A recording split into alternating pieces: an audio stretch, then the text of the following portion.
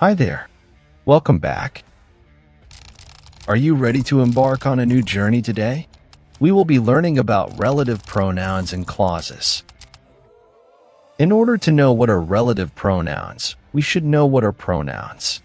Do you know what they are? If you don't, then grab your devices and look up our grammar playlist. Simply search for Mr. Febby on YouTube. What are relative pronouns? As the name suggests, they relate something to something. Look out. They join the subordinate clause with the main clause. In short, they relate one clause to the other. Main clauses are also called as independent clauses as they make sense on their own.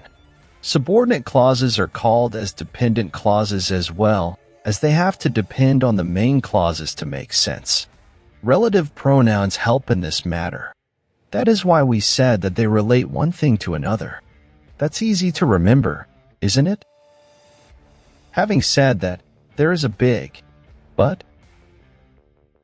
There are some words called as relative pronouns, and they have to be used to join them to make relative clauses. Here is a list of them. Who, which, whom, that, whose. That should be an easy task for you to memorize. We are sure of that. The relative pronouns, who and that, always refer to people. Let's look at an example. The people who, or, that live in the neighborhood are very kind. Here we have used who, or, that to relate the people in the neighborhood. We can say, Bob, who is my uncle, lives in Scotland. Did you note that in this case, we have used commas to show the extra information? The extra information begins with a relative pronoun. We use which and that to refer to things and animals. Remember, for all animals we use the pronoun it in standard English.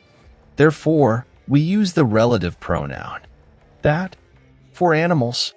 A dog is an animal that is called the best friend of man. Did you notice something? All relative clauses begin with relative pronouns. That does make life easy, doesn't it? We can see that you are already getting it right. You are a pro. Remember, commas can be of a lot of use when looking for relative clauses. Commas are used to give extra information. If you find a relative pronoun after a comma, in all possibility you have found your relative clause. Let's have some practice now. Here are some questions. Press pause and try them. Play when you are ready to view the answers. Here are the answers. Hope you got them correct. We will soon be back with another video for you. Until then, keep up the good work.